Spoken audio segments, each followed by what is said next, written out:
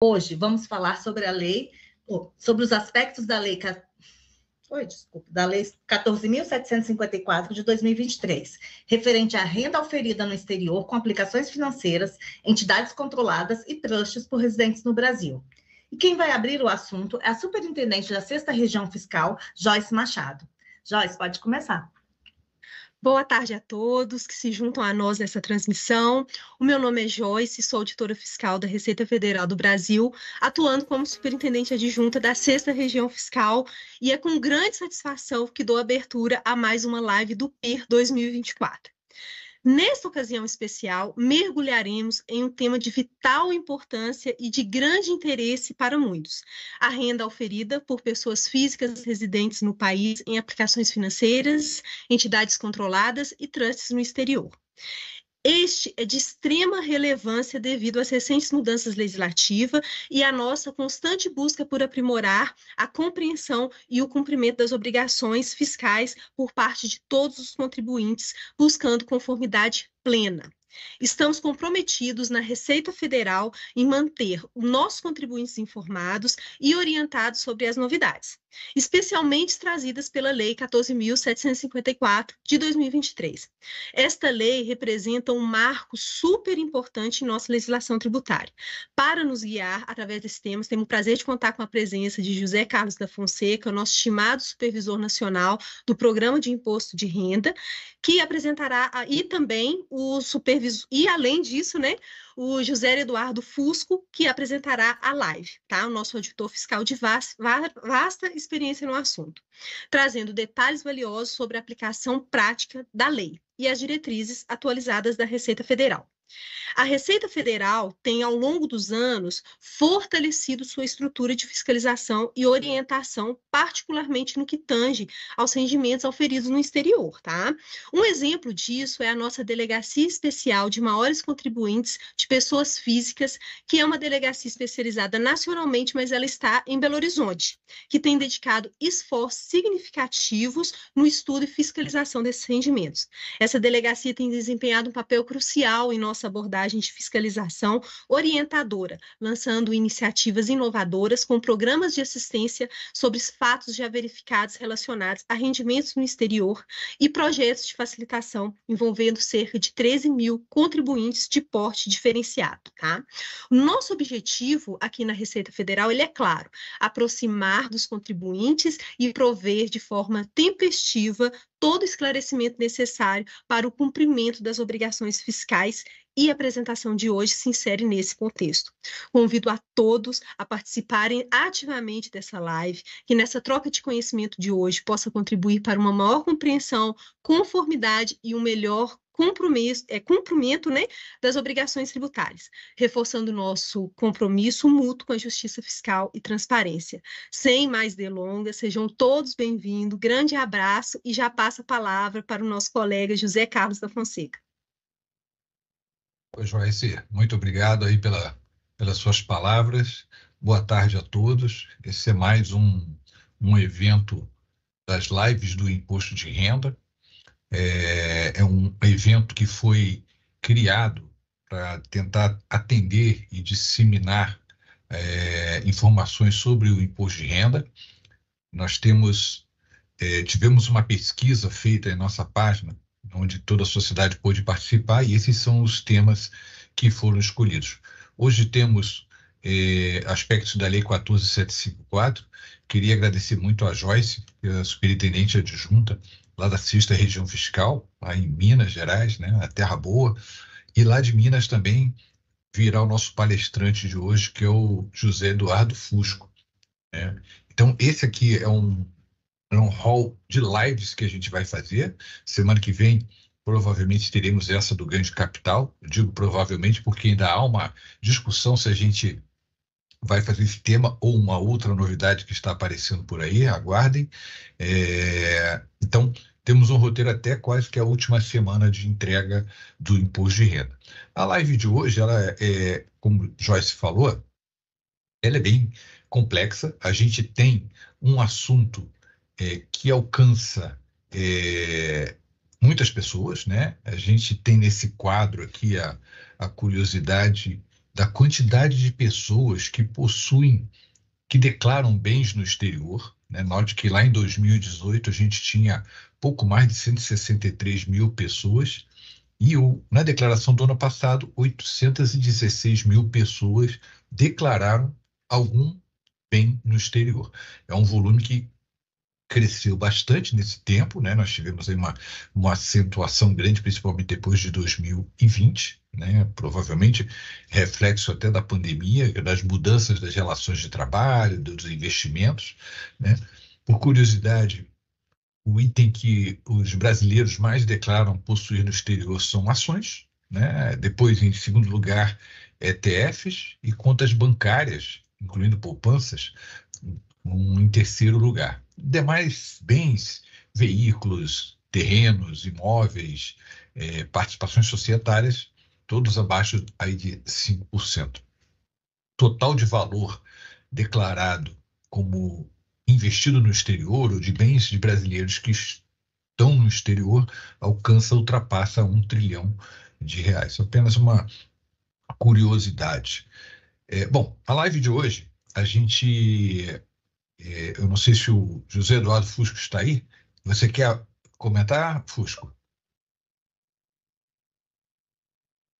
Sim, pode falar. Estou aqui, Zé Carlos. Boa tarde a todos. E a gente acabou tendo uma surpresa de última hora e o Fusco vai explicar aí, e aí Isso. fica mais fácil. Havia Obrigado, possibilidade de eu não comparecer no dia e hora, e efetivamente eu não tenho essa disponibilidade até o final do nosso tempo aqui, mas eu agradeço a oportunidade. Na semana passada eu fiz uma gravação sobre o assunto, espero que ao passá-la aqui seja de proveito para todos, e a introdução está na própria gravação. Eu apenas agradeço pela oportunidade de compor esse painel e ressaltar a relevância dessa iniciativa, né?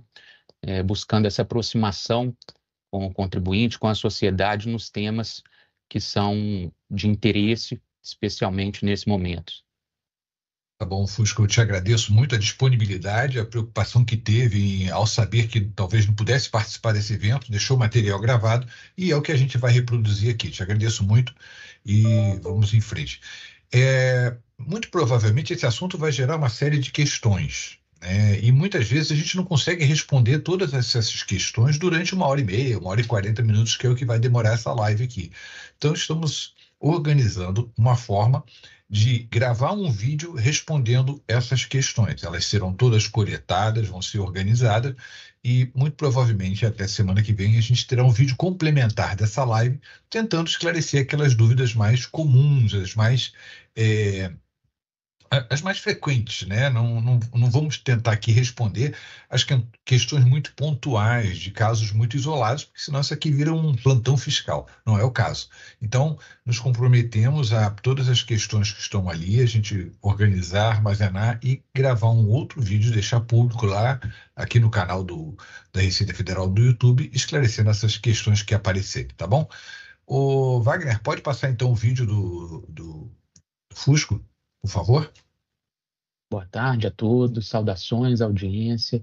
Nós estamos aqui novamente participando dessa série de apresentações organizada pela Coordenação Nacional do Imposto de Renda.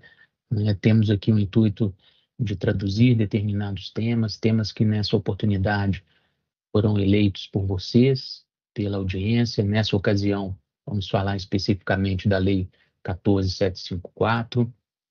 Então, espero que seja de proveito para todos.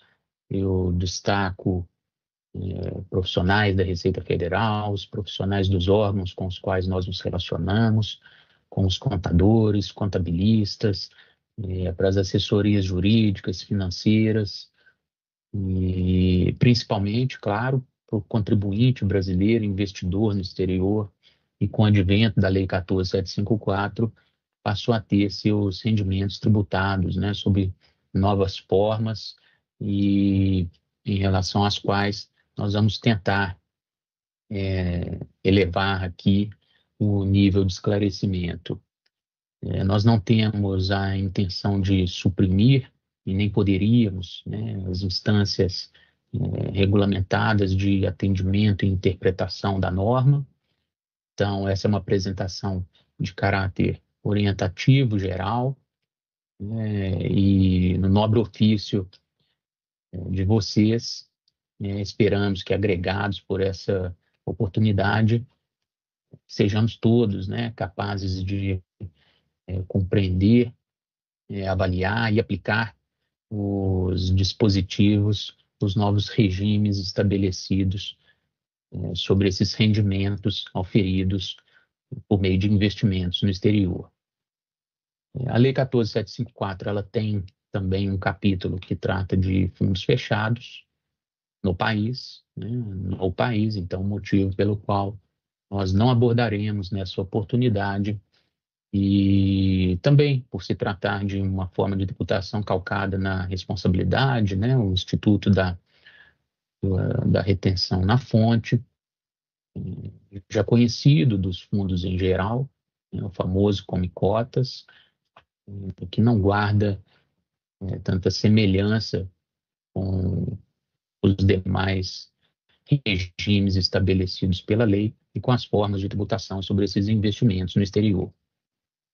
Quando falamos de investimentos no exterior, falamos, reputo eu, de um tema da mais alta complexidade, dada, né, as possibilidades de investimento que esse mundo exterior oferece, as possibilidades diferentes de organização desses investimentos, os diferentes ordenamentos jurídicos,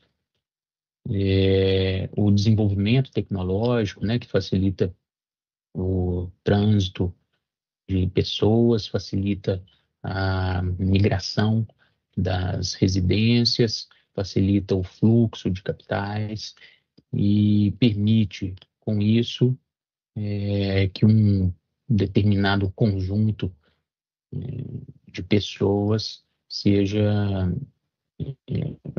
faça uso, né, de todas essas possibilidades que são permitidas.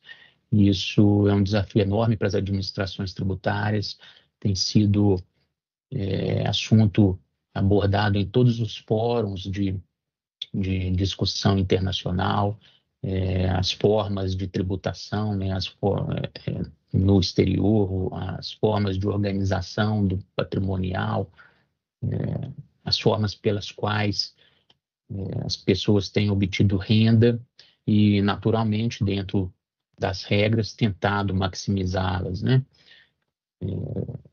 Cabe às administrações tributárias uma integração internacional nesse sentido, e isso vem sendo feito, vem se consumando já há alguns anos. Lá em 2016 tivemos os acordos internacionais, o CRS e o FATCA, que hoje já provém os países com informações financeiras, justamente sobre saldos e pagamentos realizados aos residentes fiscais em cada país, permitem uma melhor administração do tributo, né? E no nosso caso, agora com a nova lei 14.754, mais um passo no sentido da observância dos princípios constitucionais atinentes ao imposto sobre a renda, né? Especialmente a isonomia, a equidade, a capacidade contributiva, a progressividade da tributação. Então, muitos passos ainda haverão de ser dados, mas a Lei 14.754 inaugura esse caminho, né? Eu vou passar então a compartilhar a minha tela.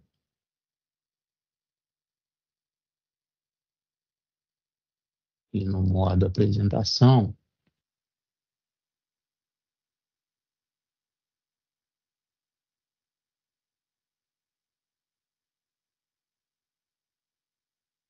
vamos começar a falar sobre a Lei 14.754 de 2023, né, que dispõe sobre a tributação de aplicações em fundos de investimento no país. Sobre isso nós não trataremos, e da renda oferida em aplicações financeiras, entidades controladas e trusts no exterior, por pessoas físicas residentes no país, e aí sim é onde nós tentaremos aprofundar no nível que seja o suficiente para essa ocasião. Nessa primeira tela, nós verificamos a situação pré e pós Lei 14.754. Então, é um panorama muito sintético, bastante abreviado, da forma de tributação incidente sobre os investimentos no exterior pré-lei e a forma de tributação incidente sobre a renda oferida no exterior pós-lei. Tá? Anteriormente, forma de tributação semelhante à aplicada no Brasil, rendimentos sujeitos à tabela progressiva do Carnê-Leão, né, e sujeitos à declaração de ajuste anual. Então, todo e qualquer rendimento oferido no exterior, individualmente computado na tabela progressiva. Os ganhos de capital, aqueles decorrentes de alienação de bens e direitos, né, e os resgates de aplicações financeiras incidentes na norma própria, na Lei 8.981, em períodos de apuração mensais, né, também uma tabela progressiva própria para os ganhos de capital. Essa era a regra geral pré-lei. Pós-lei, rendimentos em geral, aqueles não tratados na lei, então rendimentos do trabalho, do serviço prestado, aluguéis recebidos eventualmente pela pessoa física no exterior e assemelhados, né, permanecem sujeitos à tabela progressiva do Carnê-Leão, sujeitos à declaração de ajuste anual. Né? Objeto da lei, rendimentos de aplicações financeiras no exterior e de lucros e dividendos de controladas no exterior. E esses sim passaram aos novos regimes a uma alíquota fixa de 15% e ao período de apuração anual. Ganhos de capital também na alienação de bens e direitos, aqueles decorrentes, né, da alienação de bens e direitos e que não constituam objeto da lei, eles também permanecem na forma de apuração anterior, o que nos dá, então, esse limite de aplicação de conceitos, né, sobre rendimentos oferidos por meio de aplicações financeiras no exterior, e aí a legislação tem um conceito próprio de aplicação financeira, sobre lucros e dividendos controlados no exterior. A legislação também define exatamente o que vem a ser essas controladas no exterior, e tem mais de um tipo e diferentes formas de tributação. Tá? Antes de passarmos à frente, nós temos um caminho a seguir, e eu já vou mostrar o roteiro. Quero tratar desses dois assuntos que também se destacam na Lei 14.754. Então, a variação cambial dos depósitos não remunerados no exterior e a moeda estrangeira em espécie.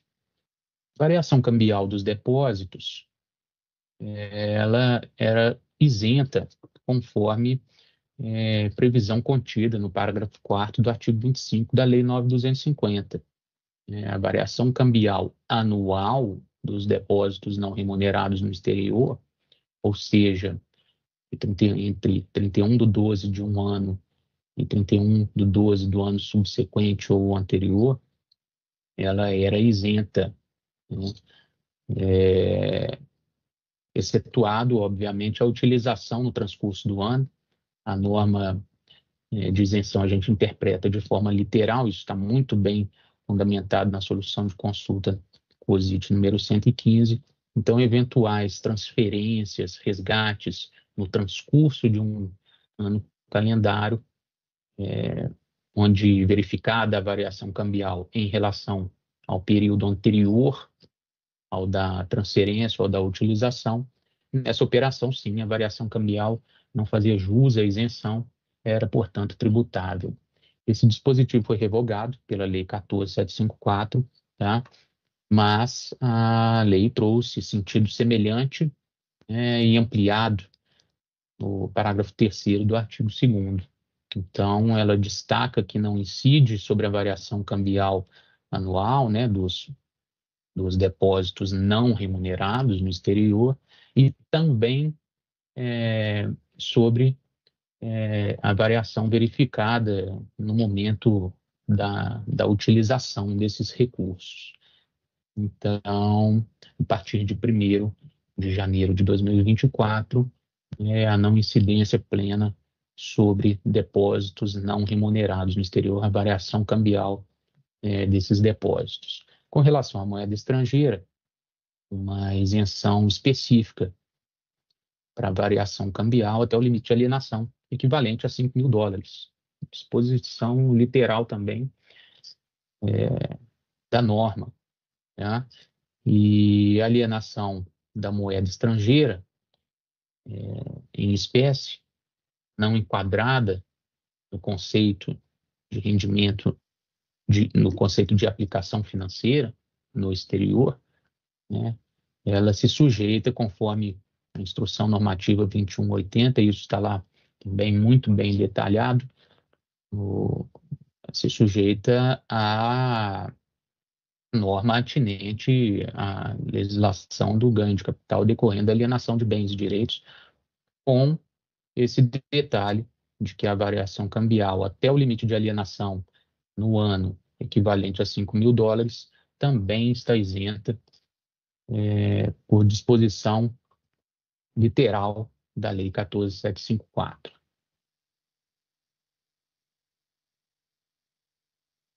Esse é o roteiro que nós vamos seguir na apresentação, para que vocês se situem, né, e consigam acompanhar. Nós vamos ver que o tema ele é árido e muitas especificidades são possíveis, né, são encontradas dentro de cada um desses capítulos. Razão pela qual, evidentemente, nós vamos aqui sintetizar no que há de mais relevante, tá? Ou no que é de maior interesse da audiência, né? As especificidades, esperamos, serão tratadas caso a caso por vocês, já agregados por esse conhecimento que estamos aqui trocando, tá? Então, esse é o roteiro dos pontos fundamentais da Lei 14.754. Eu sigo a mesma ordem que está prevista lá na Instrução Normativa 2180. Então, nós vamos tratar inicialmente do regime de tributação incidente sobre as aplicações financeiras no exterior, um regime específico, e aqui precisaremos definir o conceito de aplicação financeira e, portanto, o de rendimento de aplicação financeira, detalhar a tributação, como ela prossegue, né? Em seguida, de antemão adianto, participações societárias estão enquadradas no conceito de aplicação financeira, participações em entidades, em fundos, estão enquadrados no conceito de aplicação financeira, com exceção das entidades controladas diretas ou indiretas. Então, essas entidades, sociedades, fundos de investimento, etc., que sejam considerados na forma da lei como controladas, né, elas necessariamente se enquadram num outro regime com possibilidade de opção, e veremos isso mais adiante, tá? Em seguida, o regime de transparência fiscal é uma dessas possibilidades dadas a entidades controladas, dadas à pessoa física, né, que detém entidades controladas no exterior. Ela pode enquadrar entidades no regime de transparência fiscal e, portanto, declarar aqui no Brasil os bens e direitos dessas entidades como se dele, investidor, fossem, e tributar os rendimentos oriundos dessas entidades como aplicações financeiras no regime de aplicações financeiras no exterior. Em seguida, vamos tratar do trust. A legislação ela inaugura a a forma de tratamento legal, né, dado a trusts no Brasil. Trust é um instituto da Common Law, então ele não tem guarita, né, na nossa legislação civil. Entretanto, em muitas jurisdições no exterior, ele e outras figuras existem, possibilitam, são muito usados, principalmente para sucessão, enfim, isso nós vamos aprofundar ali no capítulo próprio. Ao final, uma possibilidade que a lei deu de atualização do valor de bens e direitos no exterior, à vista dessa transição de regimes. Isso é uma prática comum, observada também em outros países, quando assim procederam. A lei possibilita, em virtude dessa transição, né, a atualização do valor de bens e direitos no exterior, e dentro de bens e direitos estão enquadradas, né, as entidades controladas, as aplicações financeiras, e trusts, enfim, a possibilidade de atualização do valor desses bens e direitos a uma condicionada ao pagamento de uma alíquota. A lei prevê uma alíquota de 8% sobre o valor dessa atualização, e é uma possibilidade que merece também a nossa atenção. Por fim, vou destacar para vocês também a revogação do artigo 24 da MP 2158, os principais dispositivos relacionados à forma de tributação sobre rendimentos no exterior, e vigorava até 31/12 de 2023. Né? Mais à frente nós falaremos sobre isso, e também vai abrir nossos horizontes e ajudar, né, que a gente se situe na percepção de todo esse conjunto. Esse conjunto, né, está subdividido em itens, mas eles se relacionam, e nós vamos observar no transcurso da apresentação. Tá? Vamos começar seguindo o roteiro previamente apresentado. Vamos tratar inicialmente das aplicações financeiras e dos seus rendimentos e o novo regime de apuração instituído.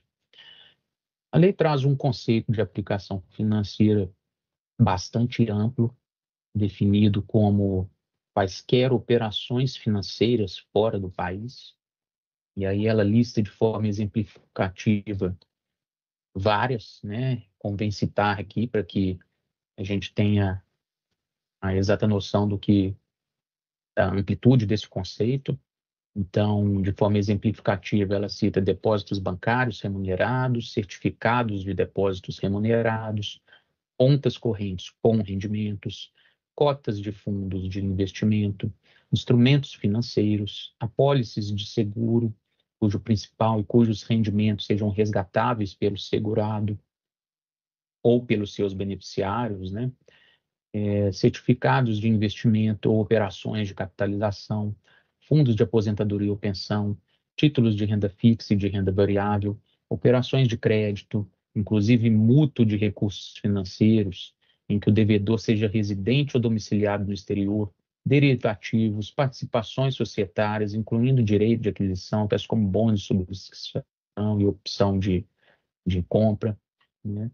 Então, esses são alguns exemplos trazidos pela lei, pela norma, pela IN, de aplicações financeiras assim consideradas no exterior como quaisquer operações financeiras fora do país. Né? Evidentemente, salta aos olhos a inclusão, né, de participações societárias que não eram consideradas aplicações financeiras, e não são, né, de fato, entretanto, incluídas no rol de aplicações financeiras no exterior, quando essas participações, o mesmo vale para fundos, né, e outras entidades aqui citadas, quando essas entidades forem consideradas como controladas. Essas entidades controladas, ou seja, a pessoa física que detém entidades no exterior e as controla, há critérios para essa definição, né, ela sujeita essas entidades a um outro regime de tributação. É o que nós veremos no capítulo seguinte, onde teremos a oportunidade de detalhar. Mas rendimentos, o que seriam os rendimentos dessas aplicações financeiras? Também tratados de forma exemplificativa, né? Então, é a remuneração produzida pelas aplicações financeiras no exterior. Então, toda e qualquer operação financeira fora do país que produza remuneração está no escopo desse novo regime de apuração estabelecido pela Lei 14.754, regulamentado pela Instrução Normativa 2180. Esses dispositivos que estão citados aqui são os da Instrução Normativa 2180. Qual é a regra de incidência desse regime? A tributação, já vimos, né? Alíquota de 15% sobre a parcela anual desses rendimentos, tá? Sem deduções da base de cálculo e tributados na declaração de ajuste anual de forma separada dos demais rendimentos e ganhos de capital. Então, rendimentos de aplicações financeiras no exterior, eles serão tributados em separado, né? Declaração de ajuste anual. A partir de 1º de janeiro de 2024, logo haverá uma ficha própria para essa declaração, para esse detalhamento na declaração 2025, relacionada ao ano calendário 2024. Nesse regime, as perdas em uma aplicação, elas podem ser compensadas com ganhos em outra aplicação, né? Essas perdas, elas podem ser compensadas também com lucros e dividendos decontroladas, e aqui eu destaco enquadradas ou não no artigo 17, porque esse é um fator que diferencia o regime das controladas, ou seja, as perdas com aplicações financeiras podem ser compensadas com os ganhos de outras aplicações financeiras e, caso ainda persistam, com lucros e dividendos de controladas, quaisquer, tá? As perdas, elas se acumulam para compensação em períodos posteriores, mas elas não sofrem qualquer tipo de correção. Então, elas podem ser compensadas em períodos posteriores, de novo, com os resultados de outras aplicações financeiras ou com lucros e dividendos de controladas do período seguinte, mas sem qualquer tipo de correção. Esses são fatores que a gente precisa destacar e ter em mente. Eu queria que vocês guardassem, porque são determinantes para as opções que serão realizadas, né? De transparência fiscal ou dentro do regime de controladas, entre as não controladas e as enquadradas, né? A atualização do valor dos bens e direitos, entender as possibilidades de compensação de perdas com ganhos é fundamental para a definição pelo investidor, né, ou por sua assessoria, da forma que ele irá adotar e prosseguir com seus investimentos no exterior. A possibilidade de dedução do imposto devido, então, uma vez apurado o imposto pago no exterior, quando houver previsão de acordo internacional ou reciprocidade de tratamento em relação a rendimentos produzidos no país, ele pode ser deduzido do imposto devido no Brasil, calculado sobre a base, né, sobre o ganho total no ano, no período de apuração anual. Pode ser deduzido, mas condicionada à observância de limites, né? Então, primeiro deles, o imposto relacionado a uma aplicação financeira, o imposto pago, tá? Relacionado a uma aplicação financeira, ele não pode ser incidente em outra aplicação, né? Não vamos confundir aqui com ganhos e perdas que podem ser compensados para verificação da base de cálculo. Aqui nós estamos tratando de imposto já pago e imposto devido, né? Então, o imposto pago no exterior ele está condicionado a esse limite. Ele não pode ser deduzido sobre o incidente em outra aplicação. Ele não pode ser deduzido também quando passível de reembolso, restituição, ressarcimento ou compensação no exterior. O imposto pago e não deduzido, ele também não acumula para outros períodos. E um detalhe, que feita a opção, tratando aqui, antecipando, né, um aspecto relacionado ao regime de transparência fiscal, as controladas que colocadas no regime de transparência fiscal pela pessoa física, os impostos, portanto, consideradas, né, dentro do regime de incidência sobre aplicações financeiras, podem ter seus impostos pagos deduzidos do imposto devido pela pessoa física, como se por ela tivesse sido, tá? Então, são critérios estabelecidos pela norma, limitadores dessas possibilidades de dedução do imposto devido. Em seguida, a gente vai ver uma ilustração. Antes disso, menciono aqui que as cotações, né, as taxas de conversão, estão também previstas na instrução normativa. Nós não vamos aprofundar, é uma questão objetiva e simples, e por vezes matemática, né? Aqui eu trago uma ilustração para a gente exercitar o regime de apuração sobre aplicações financeiras, né, sobre os rendimentos auferidos por meio de aplicações financeiras no exterior. Tudo que falamos na tela anterior está aqui. Vamos verificar, olha,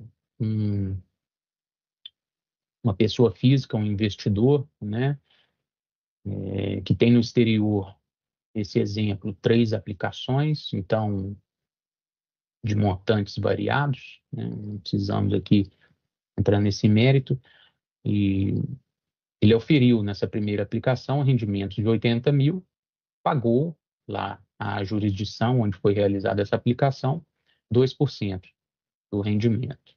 Uma segunda aplicação, ele auferiu rendimento de 40 mil, tendo pago 12 mil, 30%. Em uma terceira aplicação, ele teve perdas de 50 mil, e esses valores já estão convertidos na forma prevista pela IN, para simplificar o nosso raciocínio. A apuração anual, conforme falamos, isso significa somo os rendimentos, compenso as perdas, 80 mil mais 40 mil, menos 50 mil, esse contribuinte ele teve um ganho anual de 70 mil. Né? Ele oferiu rendimentos no exterior, decorrentes de aplicações financeiras, num montante anual de 70 mil.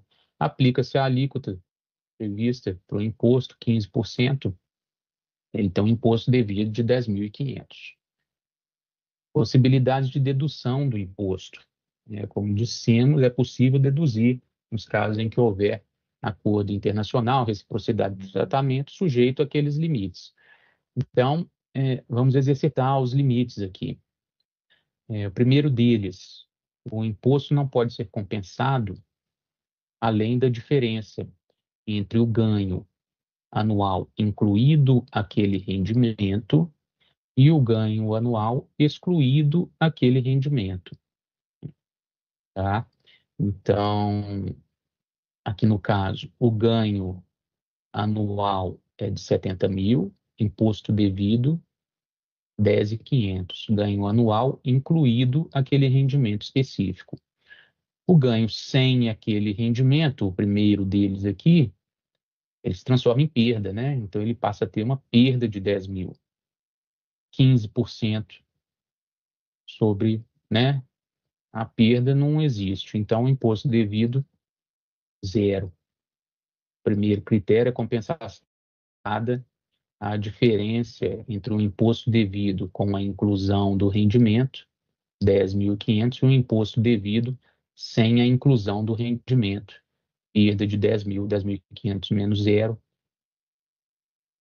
ele tem esse limite para compensação em relação ao imposto pago no exterior sobre esse primeiro rendimento de 80 mil. Há uma outra condição: ele não pode compensar com outra aplicação financeira. Significa que ele está limitado à compensação do imposto devido sobre aquela aplicação financeira específica. E aqui, no caso, a aplicação de 15% sobre aquele rendimento de 80 mil auferido, dá um segundo limite de 9 mil. No exterior, ele pagou 1.600, evidentemente, ele observa, então ele pode compensar na integralidade desses 1.600. O caso do segundo rendimento, ele teve rendimento de 40 mil em uma outra aplicação, tendo pago o imposto de 12 mil, a alíquota de 30%. Né? O ganho sem esse segundo rendimento, 70 mil menos 40 mil, é de 30 mil. Logo, o imposto devido, 15% sobre 30 mil, 4.500. O imposto devido sobre o ganho com a exclusão desse rendimento, 4.500. Né? A compensação está, portanto, limitada. Primeiro critério, previsto no parágrafo 1º do artigo 12 da 2180, a diferença entre o imposto devido com a inclusão desse rendimento, ou seja, o imposto devido anual, menos o imposto devido com a exclusão desse rendimento. Tá? 10.500 menos 4.500, 6 mil. Limitado a 6 mil por esse primeiro critério.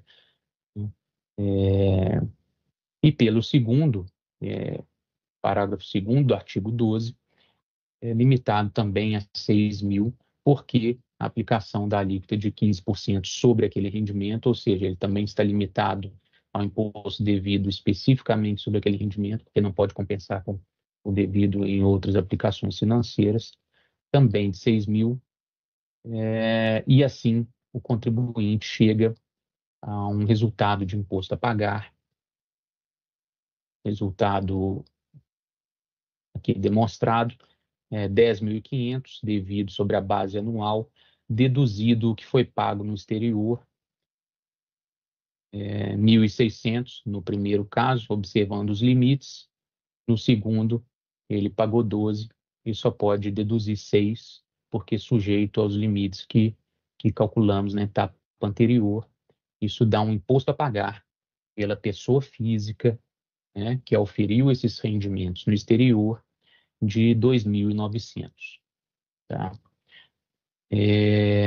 Essa é uma ilustração, então vejam que um investidor que tem vários rendimentos no exterior, ele precisa fazer esse exercício, essa conta, e verificar esses limites em relação a cada um deles, para que realize a sua apuração anual, né, e encontre o imposto a pagar aqui no Brasil em virtude do novo regime estabelecido.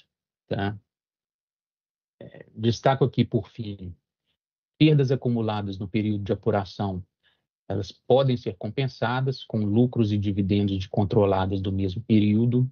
Né? A gente precisa ter isso em mente, porque mais à frente a gente vai ver que controladas podem optar pelo regime de transparência fiscal e, portanto, seus bens e direitos são aplicações financeiras, vão ser considerados como se da pessoa física fossem e, portanto, estarão inseridos no conceito de aplicação financeira no exterior e sujeitos a esse regime, né? Logo, passível de compensação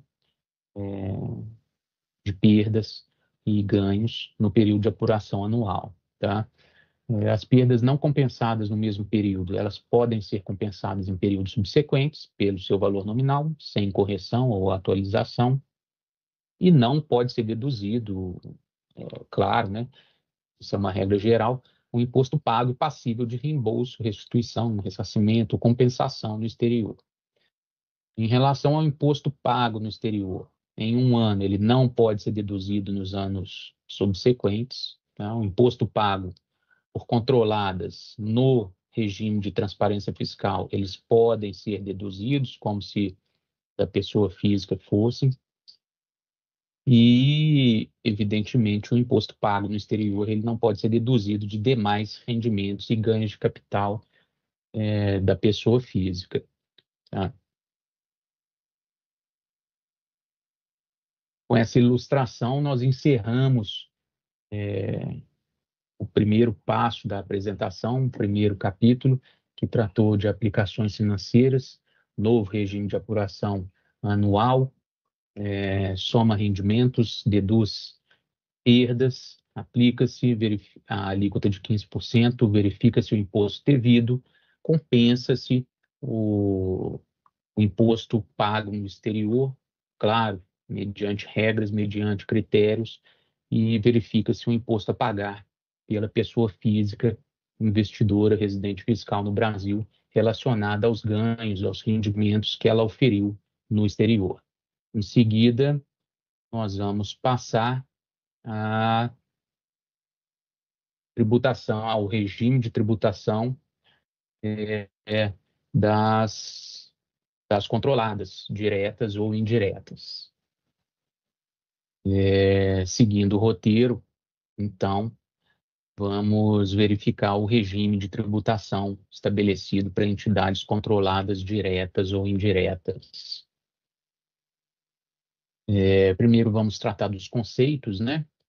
As entidades no exterior, então sociedades e demais entidades personificadas ou não, incluídos fundos de investimento e fundações, naquelas em que a pessoa física residente fiscal no Brasil detiver isoladamente ou em conjunto com outras partes direitos que lhe assegurem a preponderância nas deliberações sociais, o poder de eleger e destituir a maioria dos administradores, ou se essa pessoa física residente fiscal no Brasil possuir isoladamente ou em conjunto com pessoas vinculadas mais de 50% da participação do capital social ou equivalente da entidade, ou dos direitos aos lucros ou do recebimento de ativos na liquidação, essa entidade será considerada como controlada. Portanto, os lucros auferidos por essa entidade e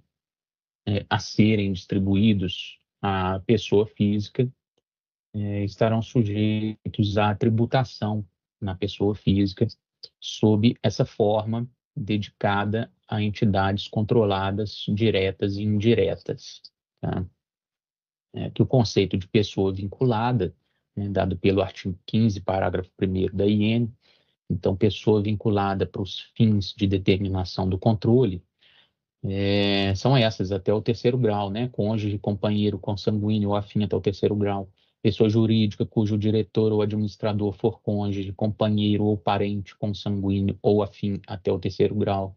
Pessoa jurídica da qual o residente seja sócio e tenha mais de 10% do capital votante. A pessoa física que for sócia na mesma PJ. Logo, um rol taxativo estabelecido pela legislação, critério para determinação desse poder de controle e, portanto, da sujeição dos rendimentos dessa entidade do exterior ao regime de tributação dos rendimentos auferidos por meio de controladas, sejam elas diretas ou indiretas. Eu destaco aqui que entidades com classes de ações ou cotas com patrimônios segregados são consideradas como entidades separadas. Então, se uma mesma entidade, em seus atos constitutivos, a previsão de classes de ações e cotas com patrimônios segregados, cada cota, cada classe de ação ou de cota é considerada como uma entidade separada, tributada, portanto, como tal, como uma entidade separada. Apólices de seguro no exterior também, naquela condição, cujo principal ou cujos rendimentos forem resgatáveis de forma conjunta ou separada pelo segurado ou pelos seus beneficiários, quando for permitido ao investidor definir ou influenciar a estratégia de investimento. Tá? Então, esse é o conceito, são essas as entidades consideradas como controladas, sejam elas diretamente pela pessoa física ou indiretamente, quando a pessoa física controla uma entidade no exterior que controla uma segunda entidade ou uma terceira. A segunda ou a terceira são as indiretas, a direta é aquela primeira cuja pessoa física tem o controle direto, né? Uma vez enquadrada na condição de controlada, há duas possibilidades. Os rendimentos dessa controlada, eles estarão sujeitos à tributação no regime de apuração anual, se essa controlada estiver enquadrada na condição do artigo 17, ou os rendimentos auferidos pelo residente fiscal no Brasil estarão sujeitos ao regime de apuração no momento da disponibilização desses rendimentos, o que era até então regra geral, se essas controladas não estiverem enquadradas no artigo 17. Aqui nós vamos ver, né, que há uma opção para a pessoa física, né? Ele pode optar por enquadrar esses rendimentos auferidos por meio de uma controlada que não se enquadra no artigo 17, portanto, como regra, computados no momento da disponibilização, ele pode fazer a opção para que esses rendimentos sejam integrados ao regime de apuração anual das enquadradas no artigo 17. E isso tem uma razão de ser, vamos sempre lembrar das possibilidades de compensação de ganhos e perdas, né, que eu falei lá no regime das aplicações financeiras. Então, primeiramente, vamos verificar o regime de apuração anual dos lucros das enquadradas no artigo 17. O regime de apuração anual, ele significa que, independentemente da disponibilização do lucro ou dos rendimentos dessa controlada, ele vai ser tributado pela pessoa física no Brasil, tá? E o que seriam, né, o que seria, afinal, esse artigo 17? Artigo 17 que eu me refiro é o da instrução normativa, tá, pessoal? Como eu disse no início da apresentação, as citações das telas se referem à instrução normativa 2180. Então, o que são entidades controladas enquadradas no artigo 17? São aquelas localizadas em país com tributação favorecida ou forem beneficiárias de regime fiscal privilegiado. Essa condição está muito bem estabelecida lá na INRFB 1037 de 2010, né? Ou que apurem renda ativa própria inferior a 60% da total. E então, essas entidades controladas que estão localizadas nessas jurisdições ou que apurem renda ativa própria inferior a 60% da total, elas ficam sujeitas ao regime de apuração anual dos lucros, alíquota de 15%, não elas, mas os rendimentos auferidos por meio delas, né? Estão sujeitos ao regime de apuração anual dos lucros, 15% dos lucros apurados pela entidade do exterior, na proporção da participação da pessoa física nos lucros, né, apurados de forma individualizada, em balanço anual levantado ano a ano e convertidos para moeda nacional. Poderão ser excluídos do lucro as parcelas correspondentes a lucros e dividendos de suas investidas no país, e rendimentos e ganhos no país tributados com alíquota superior a 15%. Essas parcelas não serão tributadas quando disponibilizadas pela controlada à pessoa física.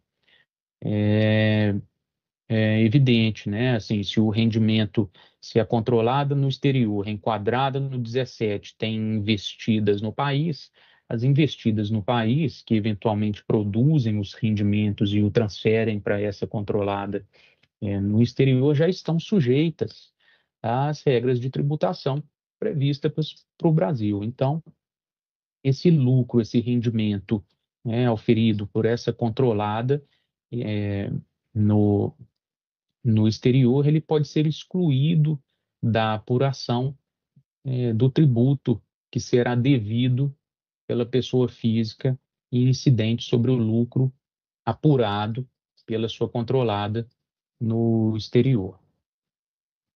Nas estruturas com controladas enquadradas, ou seja, estruturas de controladas, né, que contiverem controladas enquadradas, serão excluídos do lucro da controlada a parcela relativa às participações em outras controladas no exterior que também sejam enquadradas, para evitar a dupla tributação, né? Se a pessoa física vai tributar anualmente o lucro auferido por cada controlada, direta ou indireta, individualmente, né? E se essas controladas formam uma estrutura, o lucro auferido por uma interfere no lucro das demais. Então, se eu já tributei em uma, não há razão de tributar esse mesmo lucro nas demais. Então, esse lucro já tributado na controlada enquadrada, ele deve ser excluído do lucro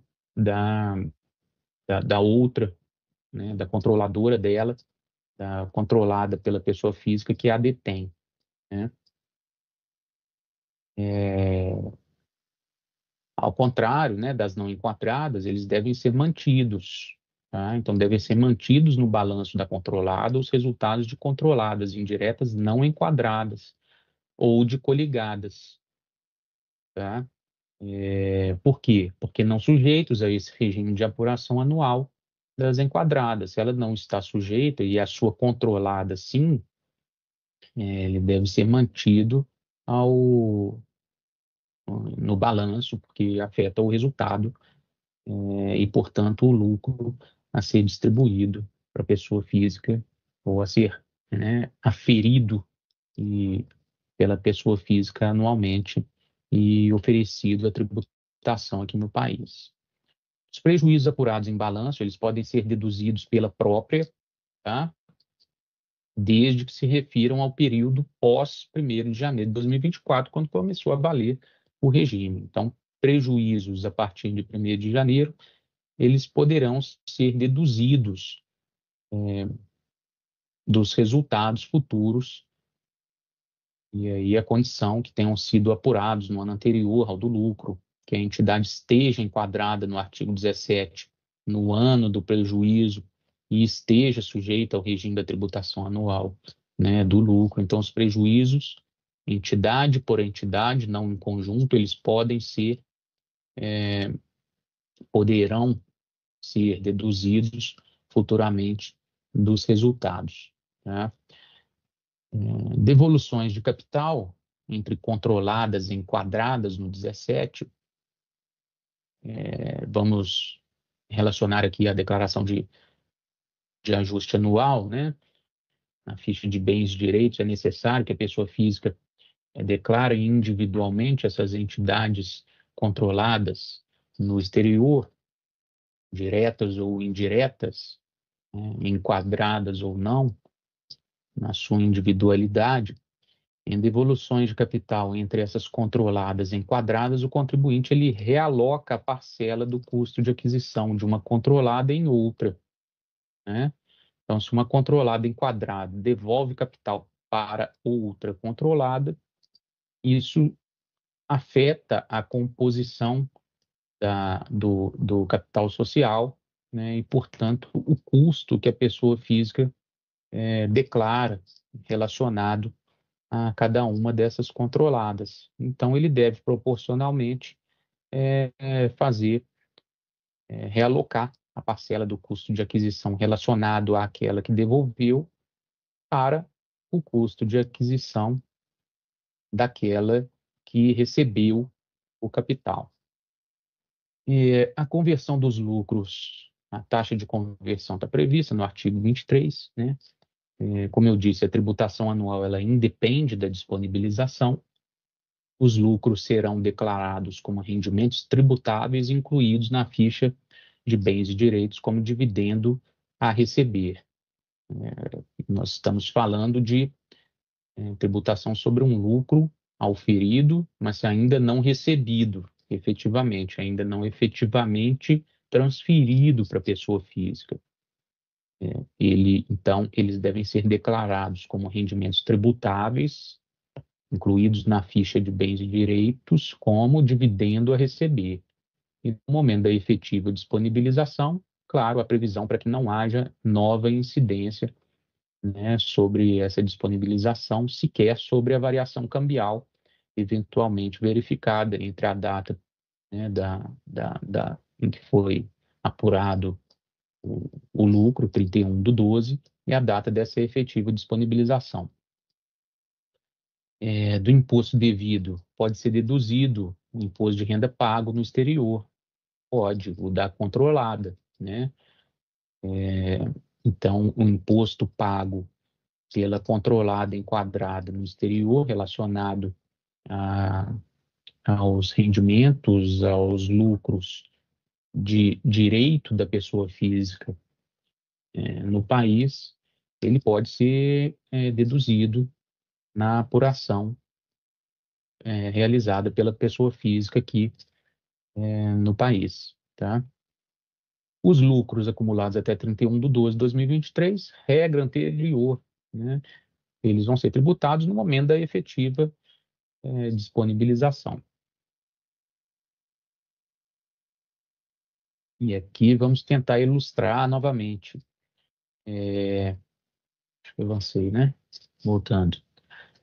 Então, do regime de apuração das enquadradas, uma ilustração a partir de 2024. Aqui o contribuinte tem uma controlada direta no exterior, que tem lucros de 10 milhões, né? Ele tem que verificar onde se localiza essa controlada, calcular a renda ativa própria dela, própria da atividade econômica dela, ver se atende aquele percentual mínimo de 60%, não atendendo, ela está enquadrada, né? E aqui nós vemos uma estrutura de controladas, sobre a qual nós já falamos, né? Em tese. Então, essa controlada, ela tem uma controlada indireta 1, que tem uma controlada indireta 1.1. Ela tem uma controlada indireta 2, que tem uma indireta 2.1 no Brasil, que auferiu lucros de 5 milhões no Brasil. Ela tem uma controlada indireta 3, que tem uma outra indireta 3.1. Então, essa é uma possível estrutura, né, de controladas, com controladas enquadradas no artigo 17, portanto, sujeitas ao regime de apuração anual, tá? Cada controlada é um bem em direito individual. Então, a pessoa física, essas controladas passam a ter a obrigação, né, de levantar os balanços anuais, e a pessoa física controladora a responsabilidade de fazer com que isso aconteça. Então, elas levantam o balanço, seus resultados, excluem os lucros e rendimentos auferidos por ela no Brasil, ou seja, aqui uma situação controlada indireta 2, ela teve um prejuízo de 500 mil, considerando já os lucros de 5 milhões no Brasil. Aqui esse rol de investimentos não está limitado, né? Então, ela pode ter outros investimentos que levaram a esse resultado negativo. Mesmo assim, o resultado da controlada indireta 2.1 no Brasil, ele deve ser excluído do resultado da controlada, da sua controlada no exterior, por aqui que já falamos, né, esses rendimentos já estão sujeitos aqui à legislação nacional, portanto, cobertos pela incidência do imposto de renda. Ele exclui também da controlada os lucros das respectivas indiretas enquadradas. Então, todas as que forem enquadradas no artigo 17 terão seus lucros excluídos de sua controlada. Por quê? Porque terão que ser declaradas individualmente pela pessoa física e seus lucros serão apurados anualmente. E o lucro de uma interfere no da outra. Então, para não haver a incidência em cadeia, a norma determina que haja a exclusão controlada dos lucros das respectivas indiretas, né, enquadradas. Ela apura a pessoa, então, após, né, todas essas exclusões, ela apura o imposto devido relativo a cada controlada, aplica a alíquota de 15% e desconta o que eventualmente tenha sido pago no exterior por cada controlada, evidentemente, se aquele rendimento está relacionado ao lucro que ela está recebendo, né, ao lucro dela de direito.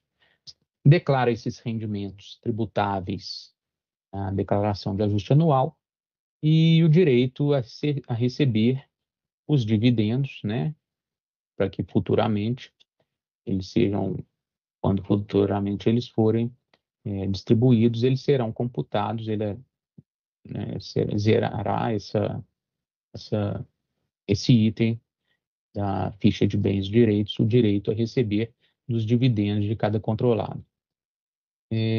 Aqui destaque-se cada controlada enquadrada, ela pode deduzir em anos subsequentes os prejuízos acumulados a partir de 2024, apurados na condição de enquadrada. Tá? Precisa registrar esse prejuízo em conta específica do PL e para fins de controle, né?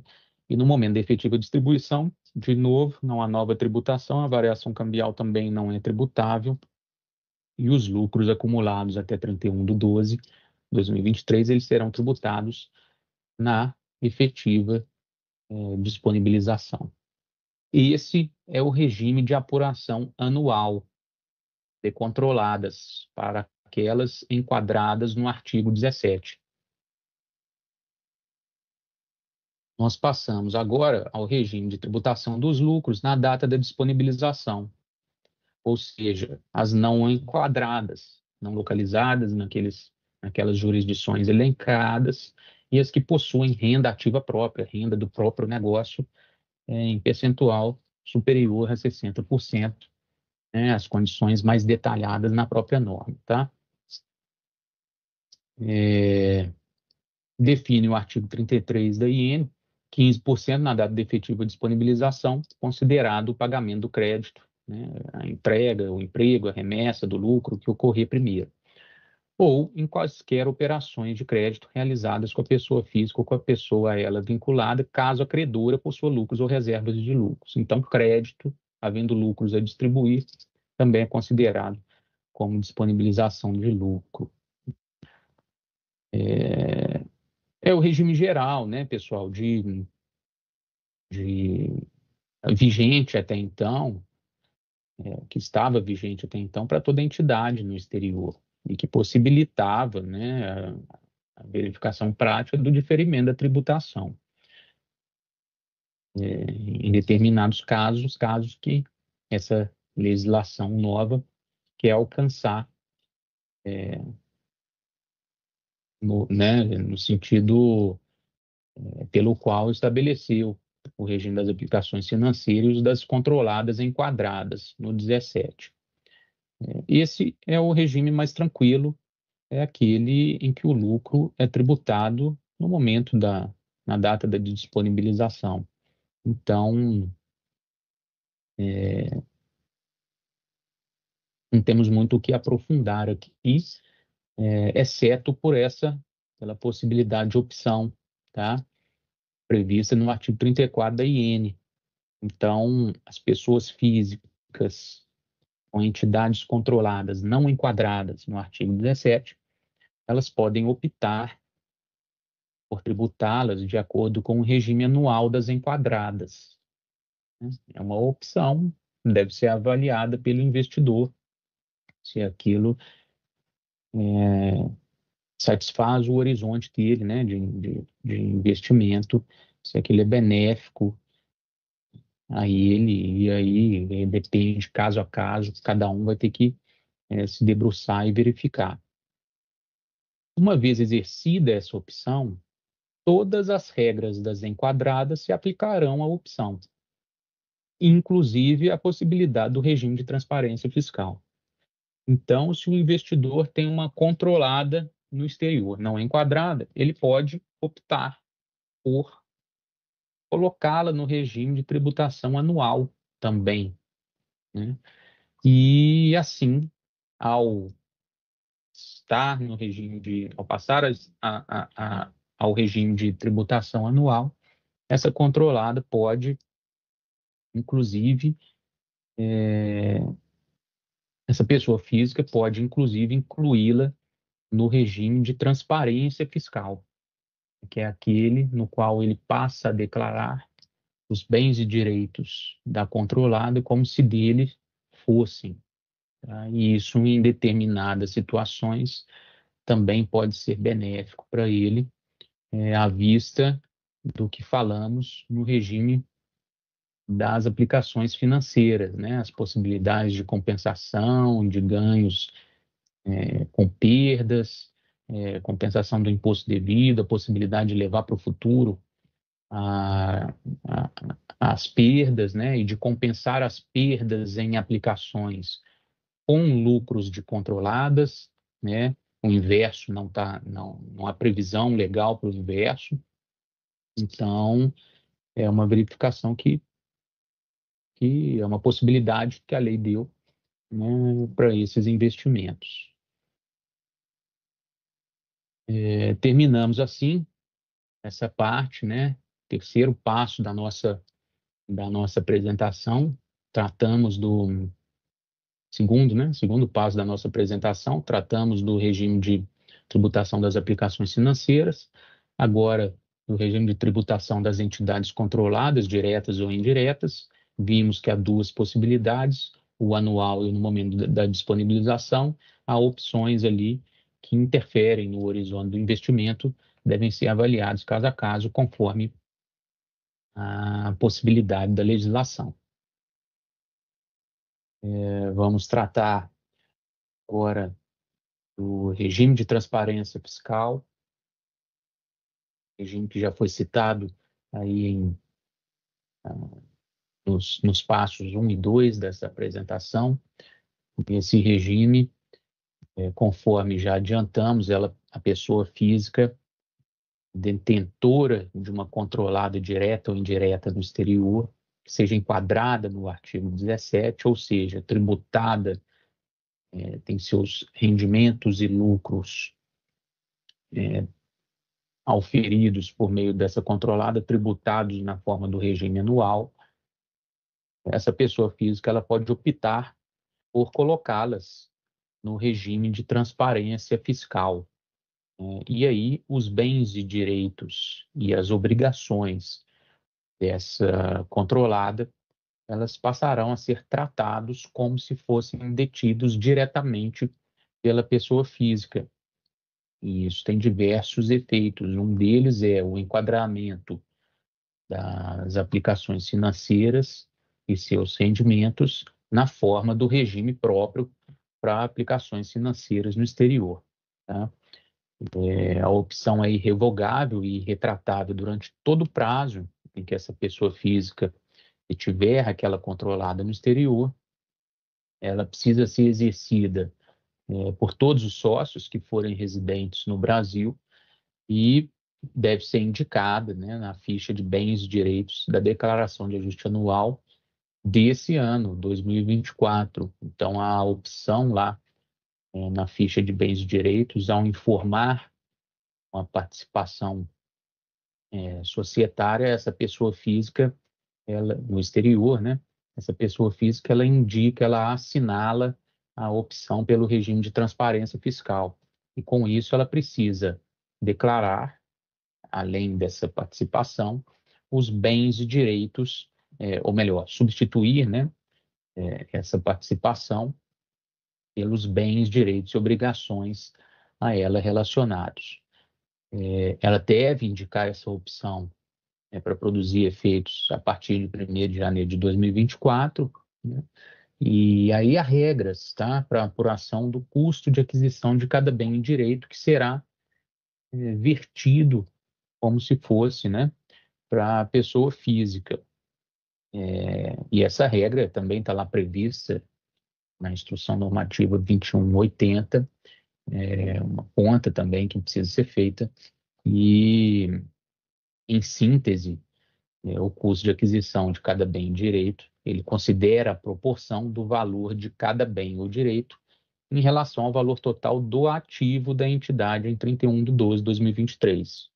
Então, é o custo da participação que aquela pessoa física declarava em relação àquela entidade controlada, vezes essa relação entre o valor contábil daquele bem e direito, que agora será declarado como se da pessoa física fosse, e o valor total do ativo da participação. É uma forma de proporcionalizar o custo de aquisição para cada bem ou direito. Em estruturas com controladas diretas ou indiretas, enquadradas no artigo 17, vimos uma estrutura nos capítulos anteriores aí, em que o contribuinte tem optado pelo regime de transparência fiscal em relação à controlada direta ou indireta.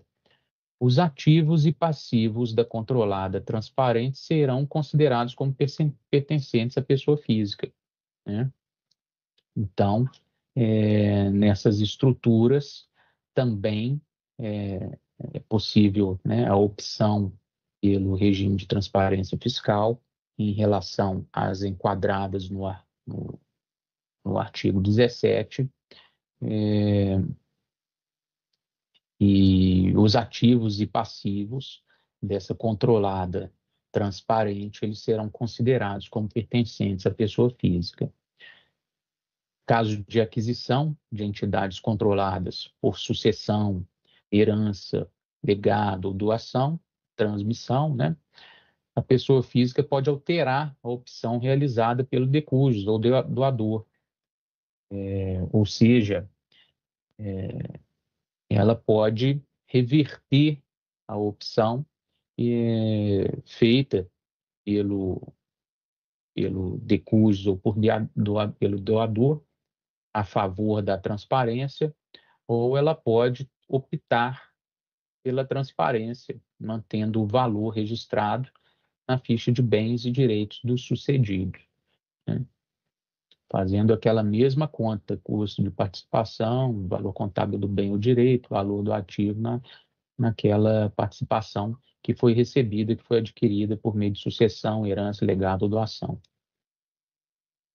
A transferência dos bens e direitos pela física ou pela controlada no regime de transparência fiscal para outra, também enquadrada no artigo 17, ela precisa ser avaliada pelo valor de mercado. A diferença entre esse valor de mercado e o custo de aquisição do bem ou direito, ele vai ser tributado na física no momento dessa transferência, de acordo com a natureza desse rendimento. Então, acerca desse regime, os detalhes constam todos na seção 5, né, da IN 2180, artigos 36 a 40, mas, resumidamente, são esses.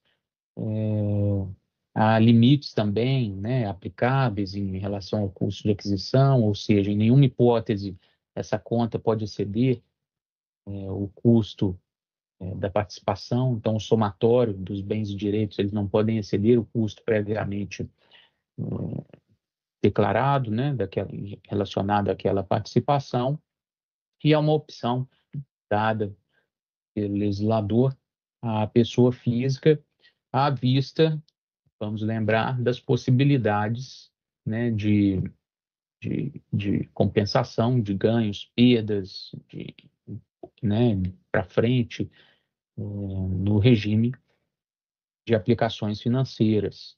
Então, e também, né, à vista da maior da oportunidade da administração tributária de exercer controle ou a administração mais efetiva sobre os fatos geradores de renda relacionados a cada bem e direito alocado no regime de transparência fiscal.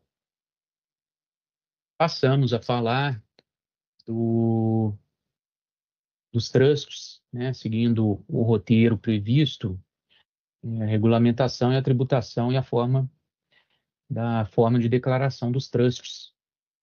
A Lei 14.754 inaugura essa previsão na legislação nacional, não que não houvesse interpretação acerca dos fatos, né, atinentes ao trust, mas não havia legislação específica que tratasse, e a Lei 14.754 veio a preencher esse vazio a partir de 1º de janeiro de 2024.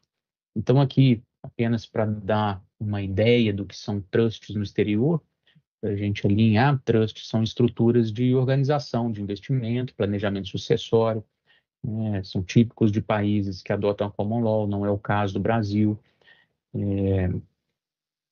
E, como eu disse, não havia regulamentação específica da forma de tributação do Brasil de bens e direitos em trust, ou do trust, né?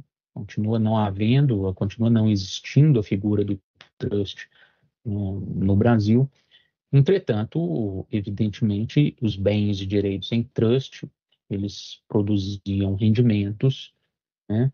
E esses rendimentos eram considerados, evidentemente, na acepção geral do acréscimo patrimonial previsto no Código Tributário Nacional.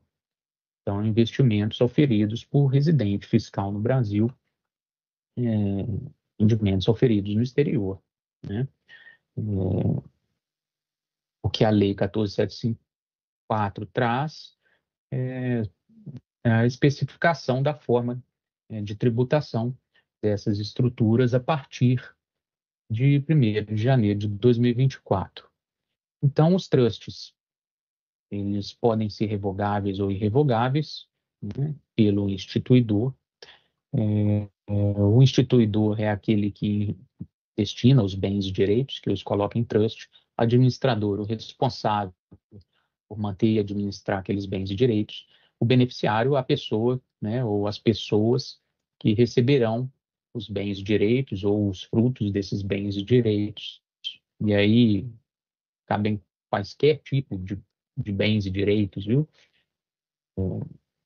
Inclusive, né, e principalmente as aplicações financeiras e as controladas, diretas, indiretas, enquadradas ou não, todas essas figuras podem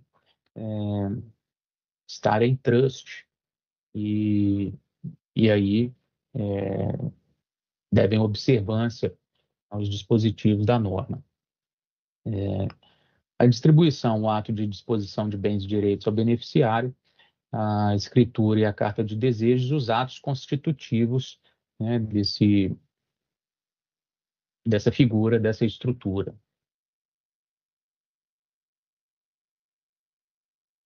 Então, as disposições da lei e da instrução normativa, elas se aplicam a trusts e a outros contratos regidos por lei estrangeira que tenham características similares às do trust, tá? Exceto quando forem enquadradas como entidades controladas. Aí tem o tratamento próprio das entidades controladas, que já vimos, né, anteriormente. Bens e direitos em trust, eles permanecem sob a titularidade do instituidor até o momento da distribuição, do falecimento ou do momento em que ele abdique de forma irrevogável ao direito sobre aquela parcela do patrimônio. A mudança de titularidade, ela está sujeita ao ITCD, então, quer dizer, a transmissão do bem e direito, efetivamente, quando houver a mudança de titularidade, quando atendida a condição colocada nos atos constitutivos do trust e o administrador, né, realizar a distribuição desses bens e direitos, eles estarão sujeitos ao imposto sobre a transmissão, causa-mortes e doação. Os rendimentos e os ganhos relativos aos bens e direitos em trust, eles são considerados como titular, no momento em que auferidos. Titular do quê? Dos bens e direitos que geraram os rendimentos e ganhos, né? Em geral, o instituidor, certo? Então, os bens e direitos em trust, que podem ser quaisquer bens e direitos, aplicações financeiras controladas, diretas ou indiretas, enquadradas ou não, né? E eles são considerados como do titular no momento em que auferidos e submetidos, e devem ser submetidos ao imposto de renda da pessoa física conforme a natureza do bem direito. É o que eu disse, for uma aplicação financeira, né, que produziu rendimentos no exterior, estará sujeito ao regime das aplicações financeiras, sendo uma controlada em trust, ainda não distribuída, estará sujeita ao regime das controladas. Então, um instituidor, o beneficiário, aqui umas obrigações previstas na instrução normativa às pessoas físicas relacionadas do instituidor e do beneficiário, os residentes fiscais no Brasil, ele deve requisitar ao trustee ou ao administrador a disponibilização dos recursos financeiros e das informações necessárias para viabilizar o pagamento do imposto e o cumprimento das demais obrigações tributárias no país, né? Ele agora está sujeito, né, aos rendimentos desses bens em trust, sempre estiveram, mas na forma do acréscimo patrimonial, e agora especificamente no regime, os regimes próprios estabelecidos para essas figuras. E há previsão para que o instituidor ou o beneficiário faça essa requisição ao trustee, né, para que ele disponibilize recursos e informações que viabilizem o pagamento do imposto devido sobre os rendimentos por ele auferidos no exterior, cumprindo, né, as demais obrigações também às acessórias. A previsão de que em até 180 dias, contar de 12/12/2023, o instituidor e os beneficiários, os beneficiários se tiverem conhecimento do trust, né, isso também é uma possibilidade que eles não têm, eles devem providenciar a alteração da escritura do trust ou da carta de desejos para constar uma redação que obrigue o administrador a atender essas disposições da Instrução Normativa 2180. O instituidor já falecido, ou no caso do instituidor e beneficiário sem poderes para fazer essa alteração, ele deve buscar, né, o envio de comunicado formal sobre a necessidade da observância da IN 2180 e sobre a necessidade da disponibilização das informações e dos recursos financeiros necessários para o cumprimento, né, das obrigações tributárias aqui no Brasil, que incidem sobre esses bens e direitos em trust. Os bens e direitos em trust, eles precisam passar a ser declarados pelo titular, né, o instituidor ou o beneficiário, se já tiver ocorrido o ato da disposição, pelo seu custo de aquisição. Então, os bens e direitos é a regra geral, né? Os bens e direitos em trust, eles devem ser declarados pelo custo de aquisição desses bens e direitos. Se o trust já vinha sendo declarado, então ele deve ser substituído pelos bens e direitos subjacentes, né? E aplicar o critério para alocação de custos semelhante ao do regime de transparência fiscal. Então, se o trust já vinha sendo declarado a um custo de aquisição X, a pessoa física vai passar, a partir de agora, a declarar os bens e direitos subjacentes do trust, né? E precisa proporcionalizar o valor do custo de aquisição do trust para esses bens e direitos, ou melhor, transpor, né, de forma proporcional o custo de aquisição do trust que vinha sendo declarado para os bens e direitos que passarão a ser declarados como do titular, pelo titular. E são essas as disposições relacionadas ao trust. Como eu disse, os bens e direitos, né, colocados em trust são quaisquer. Então, a possibilidade de aplicações financeiras, de controladas diretas, né, com suas indiretas, que agora precisarão também ser avaliadas conforme as regras dos regimes fiscais estabelecidos para esse tipo de rendimento no exterior. Falamos agora da possibilidade de atualização do valor de bens e direitos no exterior. E aí, bens e direitos no exterior, incluídos aqueles sobre os quais já tratamos, né? Aplicações financeiras, entidades controladas, diretas ou indiretas, bens e direitos em trust. Então, todos eles passíveis de atualização por conta dessa possibilidade trazida pela Lei 14.754. Vamos lá.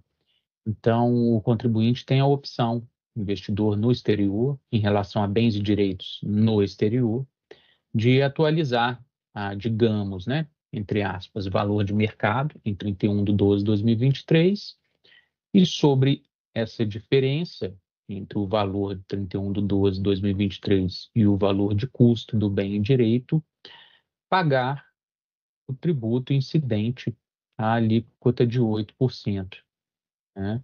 Então, é uma alíquota vantajosa em relação à incidência que vimos, né, sobre os rendimentos e a alienação de bens e direitos no exterior, né, uma vantagem que a lei facultou ao contribuinte, né, uma vantagem quer dizer, em tese, o contribuinte precisa avaliar em face do seu tipo de bem ou de direito, do horizonte do seu investimento, né, e se essa incidência de fato supre a expectativa dele em relação àquele bem e direito no exterior. Os bens e direitos passíveis de atualização são uma relação ampla, né, mas estão lá citados no artigo 49 da IN 2180, são as aplicações financeiras, os bens imóveis ou direitos sobre eles, as participações societárias, né, os bens e direitos objeto em trust, sejam eles de qualquer tipo também, desde que permitidos pela regra, veículos, aeronaves, embarcações e demais bens móveis sujeitos a registro em geral. E a norma também tem algumas vedações, então não são passíveis de atualização a moeda estrangeira em espécie, joias, pedras e metais preciosos, obras de arte, antiguidades de valor histórico ou arqueológico, animais de estimação ou esportivos, né, e o material genético de reprodução animal, bens e direitos localizados no país, né, obviamente, já que estamos tratando da possibilidade de atualização de bens e direitos no exterior. Os valores de mercado que serão considerados quais são? Então, para aplicações financeiras, o saldo na data 31/12, conforme o documento da instituição financeira custodiante. Para bens imóveis ou direitos sobre eles, para veículos, aeronaves, embarcações e demais bens, a avaliação feita por uma entidade especializada, avaliação a mercado. Para participações em entidades controladas, o valor do patrimônio líquido, proporcional à participação daquela pessoa física no capital social. Bens e direitos objeto de trust, como vimos, eles serão atualizados, né, conforme a natureza daquele bem ou direito.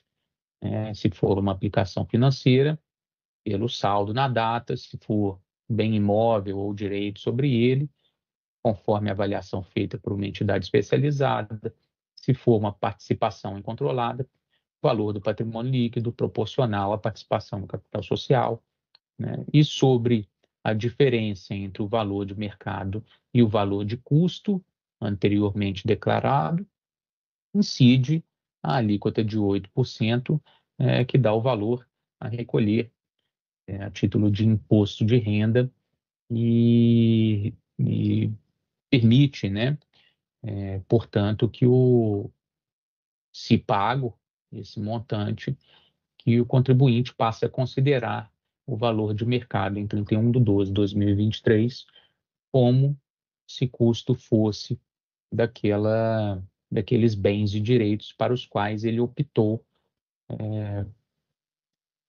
para os quais ele fez essa opção pela atualização. Os valores decorrentes da atualização, eles são considerados acréscimo patrimonial na data em que houver o pagamento do imposto, né? Então, é a incidência é o fato gerador, né? O acréscimo patrimonial na mesma data em que houver o pagamento do imposto. Os valores eles serão incluídos na declaração de ajuste anual como custo de aquisição adicional, né? Ou no caso de lucros de controladas, do crédito de dividendo a receber, nós vimos como esse direito tem que ser declarado também. Na distribuição do dividendo, na distribuição futura do dividendo, né, ao qual ele tinha direito, o custo do crédito vai ser reduzido, também não será tributado. Então, a variação cambial é desconsiderada. E para bens e direitos adquiridos originariamente em moeda estrangeira, essa atualização ela não será tributada, mas ela deve ser feita, né? Previsão contida na IN 2180.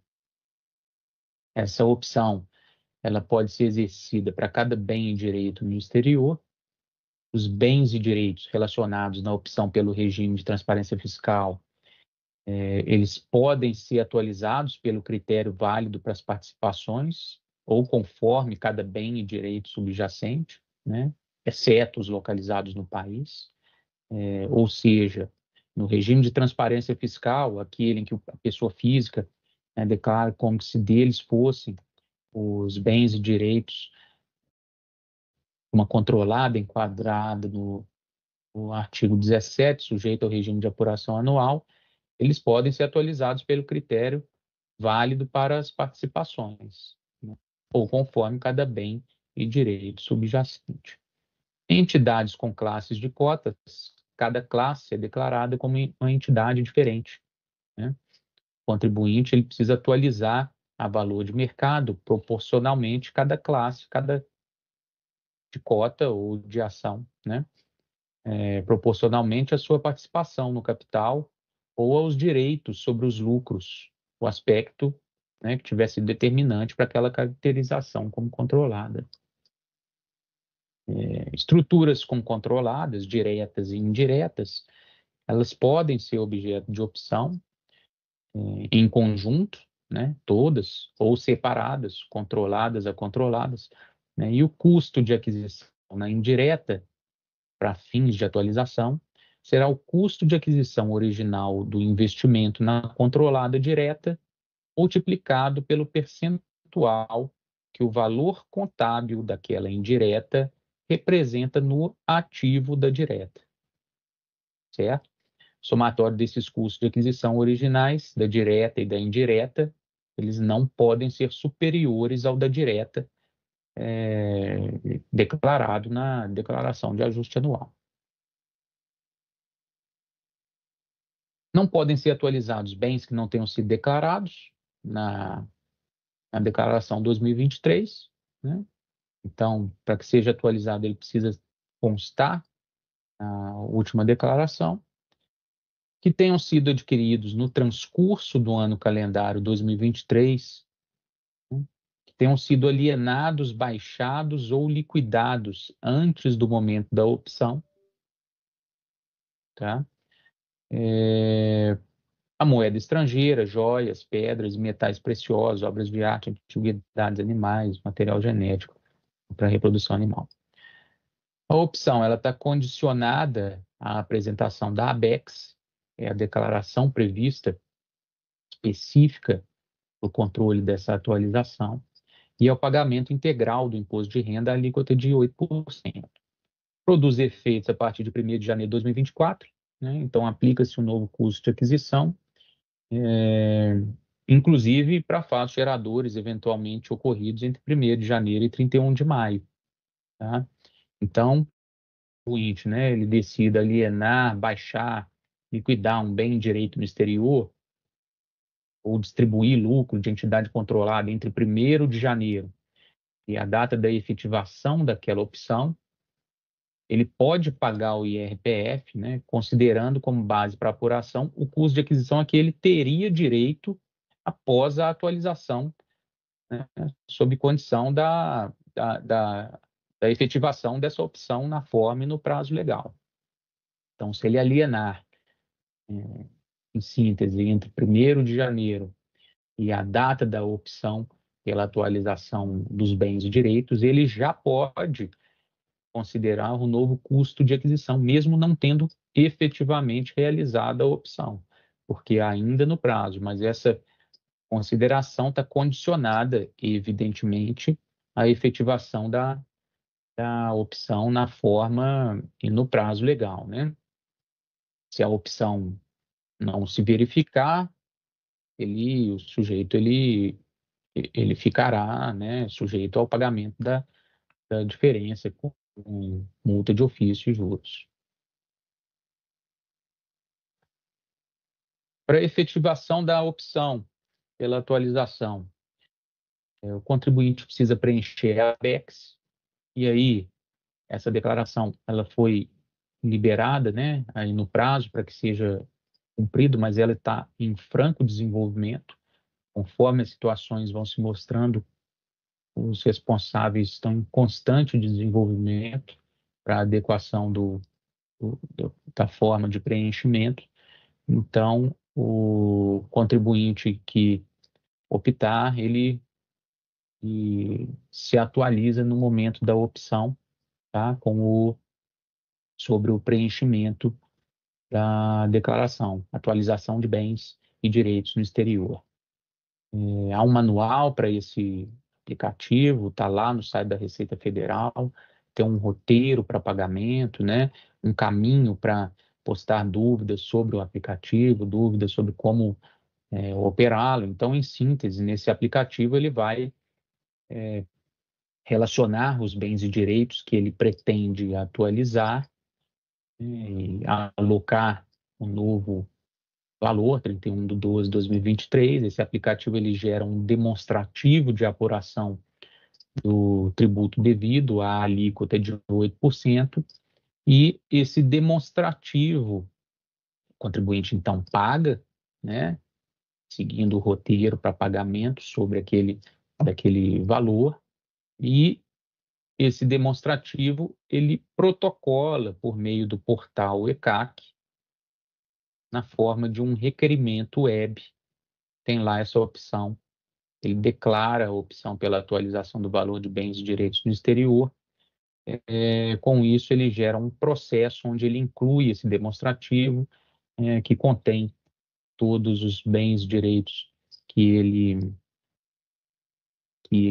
incluiu na opção, né, e o demonstrativo de apuração do tributo, e esse processo é levado à base de dados da Receita Federal para que sejam feitas, né, as verificações cabíveis às situações. Nós vamos nos encaminhando para o final, mas eu ainda devo o destaque para a revogação do artigo 24 da MP 2158, que previa a não incidência do imposto de renda da pessoa física sobre os ganhos verificados na alienação de bens e direitos ou nas aplicações financeiras, né, quando estes adquiridos na condição de não residente. Havia essa previsão legal da não incidência, o dispositivo foi revogado e não há, a partir de 1º de janeiro de 2024, um dispositivo semelhante, de modo que bens e direitos adquiridos na condição de não residente e aplicações financeiras também realizadas na condição de não residente passam a ser tributados, estão no campo de incidência do imposto de renda, e aí, conforme a natureza, né, do bem ou do direito e da aplicação financeira, nós vimos o regime atinente às aplicações financeiras, eles passam a ser tributados, né, quando auferidos por pessoas físicas, quando os rendimentos ou ganhos auferidos por pessoas físicas atualmente na condição de não residente, tá? É relevante essa consideração, porque todos esses bens e direitos, eles são passíveis, a partir de agora, dos regimes propostos pela lei, né? E passíveis também sujeitos, né, às opções conferidas pela lei à pessoa física para a atualização de bens e direitos, o enquadramento, né, no regime anual de apuração, a transparência fiscal, a transparência da entidade, né, enquadrada. Então, todo esse conjunto de bens e direitos adquiridos na condição de não residente e aplicações financeiras, a partir de 1º de janeiro de 2024, no mesmo campo de incidência daqueles adquiridos na condição ou realizados na condição de residente fiscal no Brasil.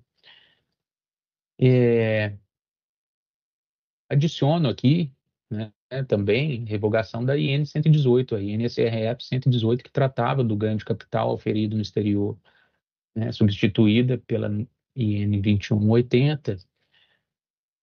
Na IN 118 havia uma sistemática diferenciada para a apuração do ganho relacionado a bens e direitos adquiridos originalmente em moeda estrangeira ou com recursos de origem em moeda nacional.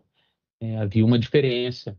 Um ganho, quando realizado sobre bem e direito adquirido com moeda, com recursos, né, com origem em moeda estrangeira, ele era calculado na moeda estrangeira, em dólares, né, convertido para dólares, da moeda estrangeira para dólares, e o ganho era calculado em dólares e depois transposto para reais, para fins de apuração do imposto e pagamento.